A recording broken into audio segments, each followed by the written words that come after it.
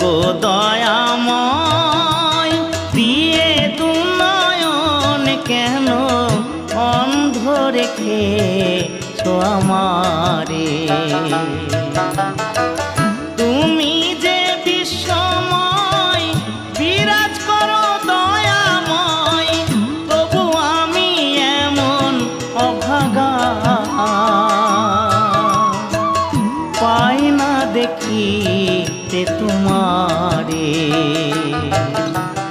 ও গো দয়াময় দিয়ে দুনয়ন কেন অন্ধ রেখেছো আমারে।